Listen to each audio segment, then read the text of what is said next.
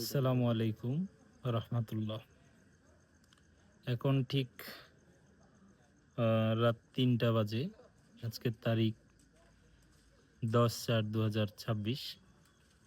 আমরা রাজশাহীর কাশিয়াডাঙ্গা অর্থাৎ আমিন ফিলিংস স্টেশন, এই পাম্পে এখন আমরা অবস্থান করছি ঠিক রাত্রি ১১টা থেকে। এখানে প্রায় কয়েকশো গাড়ি, আমরা যদি ভুল না করে থাকি প্রায় ৩০০ গাড়ি এখানে অবস্থান করছে। কেউ আগের দিন গতকাল দুপুর ৩টার পর থেকেই এসে অনেকে লাইনে দাঁড়িয়েছে।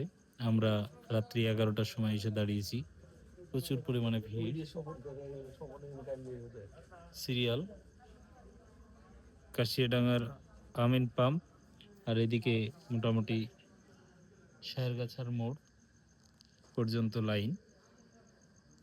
আসলে এই যে তেলের সংকট, আমরা বাংলাদেশের মানুষ কখনোই কোনোভাবেই ভাবিনি যে আমাদেরকে কোনো এক সময় এই তেলের এই ভোগান্তি আমাদেরকে পোহাতে হবে।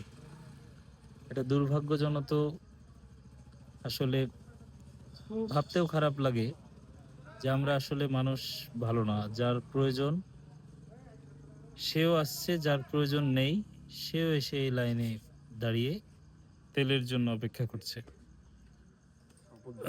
তো আমাদের সাধারণ জনগণ এভাবে আর কতদিন ভোগান্তিতে থাকতে হবে তেলের জন্য? এই তেলের এই সংকট জানি না। তবে মহান রব্বুল আলামিনের কাছে দোয়া করছি যেন অতি দ্রুতই এই সমস্যা এবং এই জটিলতা নিরসন হয়, এবং ঊর্ধ্বতন কর্মকর্তা যারা আছেন তাদের কাছে আবেদন যে আমাদের এই ভোগান্তি অতিবিলম্বে ঠিক করে দিন। এই জটিলতা নিরসন করে আমাদেরকে এই জটিলতা থেকে মুক্তি দিন। কারণ তেলের জন্য লাইনে দাঁড়িয়ে থাকা এটা অত্যন্ত বিরক্তিকর।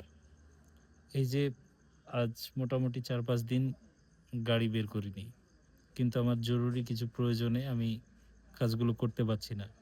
বিধায় আজকে এই রাত্রেবেলা ঘুমানোর সময় আমরা জেগে থেকে এই লাইনে দাঁড়িয়ে থেকে নিজের বাইক পাহারা দিচ্ছি অথবা অপেক্ষা করছি।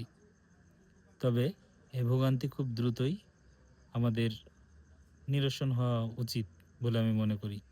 তবে ঊর্ধ্বতন কর্মকর্তার কাছে এতটুকুই আবেদন যে বাংলাদেশে যত পাম্প আছে সব পাম্প যদি একসাথে তেল দেয় তাহলে হয়তোবা আমাদের এই জটিলতা আর হবে না, বা হওয়ার কোনো সুযোগ নেই। আসলে একটা জায়গায় দেখা যাচ্ছে যে একটা জেলায় বা একটা এলাকায় দেখা যাচ্ছে ৭টা-৮টা পাম্প থাকলে দেখা যাচ্ছে কোনো একটা পাম্পে তেল দিচ্ছে। তখন ওই একটা পাম্পেই অন্যান্যগুলো হচ্ছে যে এসে মানে এই জটিলতাটা সৃষ্টি হচ্ছে। সব পাম্প যদি একসাথে তেল দেয় তাহলে হয়তোবা আর এই জটিলতাটা হবে না।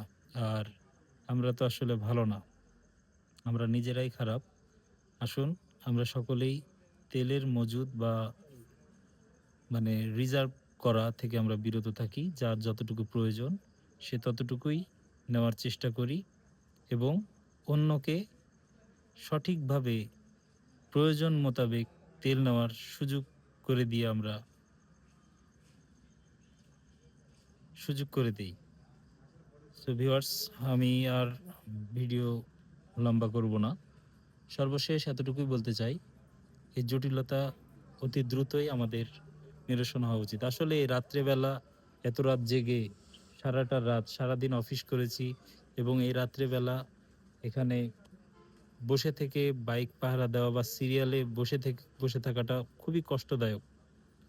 আর এইসব কষ্ট আসলে আমরা শখে কেউ এখানে করতে আসি নাই। এখানে এসেছি আমরা বিপদে পড়ে এসেছি। মোটামুটি আমাদের প্রয়োজন আমরা মেটাতে পারছি না। এবং এই যে সারারাত আমরা যে বসে আছি, বসে সিরিয়ালে যে লাইনে আছি, আমরা কিন্তু আ আহামরি কিন্তু তেলও পাবো না। এখানে আমাদেরকে যতটুকু আমরা জানতে পেরেছি আমাদেরকে ৫০০ টাকার করে তেল দেওয়া হবে। সকাল ৮টা থেকে যদি তেল দেওয়া শুরু করে, মোটামুটি এই তেল পেতে আমরা মোটামুটি প্রায় ২২০ নাম্বার সিরিয়ালে আমি দাঁড়িয়ে আছি। আমি ১ম থেকে গাড়ি গুনে এসেছি। তো ২২০ টা গাড়ি নিতে কতক্ষণ সময় লাগতে পারে একটু আপনারাই বুঝতে পারছেন। সো ভিউয়ার্স, আজকের ভিডিও এই পর্যন্তই। আবারও দেখা হবে নতুন কোনো ভিডিওতে। সর্বশেষ আবারও বলি, এই জটিলতা থেকে আমাদেরকে মুক্তি দিন দয়া করে। আসসালামু আলাইকুম ওয়া রাহমাতুল্লাহ।